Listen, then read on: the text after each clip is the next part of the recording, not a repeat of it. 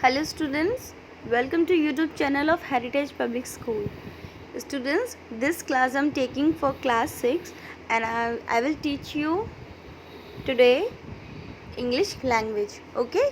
Last time मैंने आपको parts of sentence पढ़ाए थे जिसमें सब्जेक्ट एंड प्रेडिकेट को मैंने एक्सप्लेन किया था.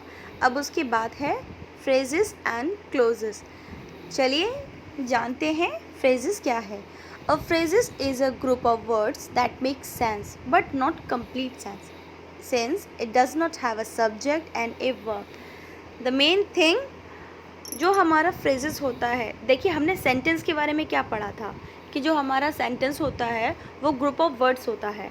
उसी तरह जो हमारा phrases होता है वो भी group of words होता है.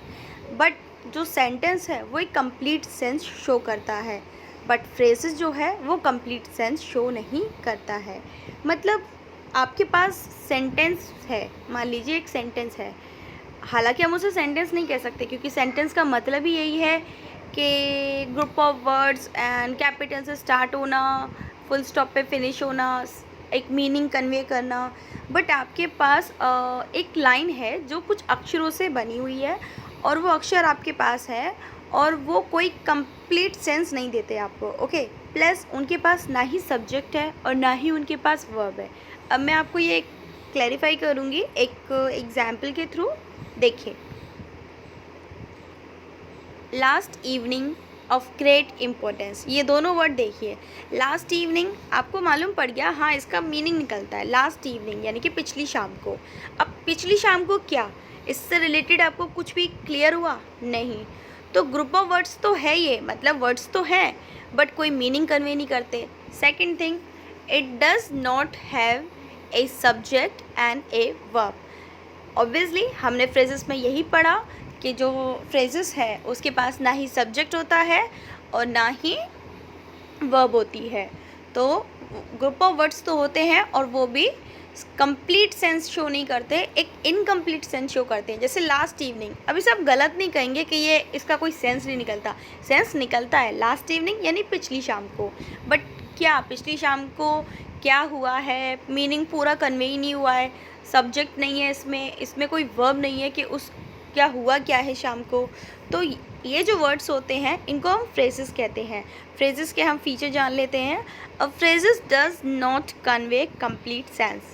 पहला फीचर है, जो फ्रेजेस होता है वो कभी कंप्लीट सेंस शो नहीं करता. And it does not have a subject and a verb, और उसके पास ना ही सब्जेक्ट होता है और ना ही वर्ब होती है. अब एग्जांपल्स और भी जान लीजिए.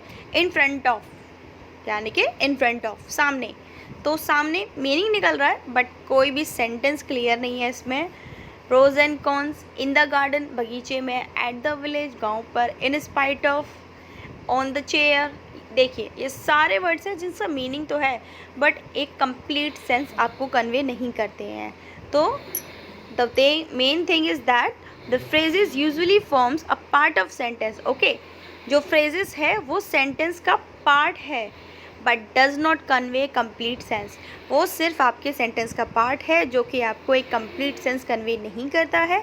The above example do not have a subject और ए वर्ब. देख लीजिए, आपको मैंने 6 एग्जाम्पल्स आपके सामने पढ़े, उसमें ना ही कोई सब्जेक्ट है, ना ही कोई वर्ब है और ना ही वो कंप्लीट सेंस आपको कन्वे करते हैं. क्लियर?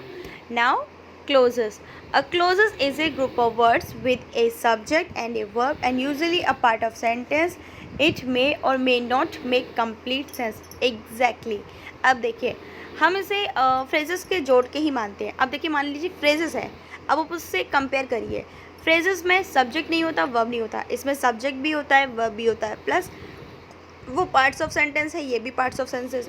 वो कंप्लीट मीनिंग शो नहीं करता बट मीनिंग ज़रूर दिखाता है. ये कभी कभी मीनिंग तो दिखाता है बट इसका सेंस कंप्लीट आप निकाल सकते हैं. देखिए एग्जाम्पल था, the girl is going market. Okay, अब सिर्फ छोटा सा हमने आगे के 4 वर्ड्स लिए. The girl is going. देखिए हमारा इसमें सब्जेक्ट क्या है, गर्ल, वर्ब क्या है, गोइंग. तो दोनों आ गए. हमने क्या पढ़ा था, a close is a group of words with a subject and a verb. Clear? क्योंकि जो क्लोज है वो क्या है, ग्रुप ऑफ वर्ड्स है, एक सब्जेक्ट के साथ, एक वर्ब के साथ। तो सिंपल जो हमारा जो ग्रुप ऑफ वर्ड्स है उसमें हमारे पास सब्जेक्ट है यानी कि गर्ल, हमारे पास वर्ब है यानी कि गोइंग, प्लस ये हमारा कंप्लीट सेंस भी है, द गर्ल इज़ गोइंग। हमें बिल्कुल क्लियर हो रहा है, बहुत अच्छे से क्लियर हो रहा है कि जो गर्ल है वो जा रही है, यानी कि कंप्लीट मीनिंग कन्वे कर रही है। अब देखिए, हम इसे कंप्लीट भी कह सकते हैं, इनकम्प्लीट भी कह सकते हैं। गर्ल जा रही है, हमें क्लियर पता है, बट कहाँ जा रही है? अब किसी ने हमसे प्लेस पूछ लिया तो ये कंप्लीट थोड़ी हुआ, फिर हमें ये भी बताना होगा कि वो मार्केट जा रही है या स्कूल जा रही है। तो इस तरह से आगे वर्ड्स लगा के हम इसे कंप्लीट कर देते हैं, तो इसे हम इनकम्प्लीट सेंस कह सकते हैं। इनकम्प्लीट ना सही, बट फिर भी अपने आप में ये कहीं हद तक आपको एक मैसेज आपको ये एक मीनिंग कन्वे करेगा। The boy is going is close since it has a subject the boy and the predicate is going. Okay, देखिए एग्जाम्पल में बॉय लिखा है बट जो सेंटेंस है वो गर्ल के बारे में था। इसके फीचर्स क्या हैं? A close has a subject and a verb. देखिए क्लोज के पास हमेशा क्या होता है, एक सब्जेक्ट होता है, एक वर्ब होता है। इट मे और may not make complete sense. ये कहीं कहीं आपको कंप्लीट सेंस शो भी कर सकता है और कभी कभी कंप्लीट सेंस शो नहीं कर पाता। It is usually a part of sentence. Simple, जो कि दोनों में ही कॉमन है, फ्रेजेस में भी एंड क्लोजेस में भी, दोनों ही सेंटेंस के पार्ट्स होते हैं। तो thank you student for giving your attention.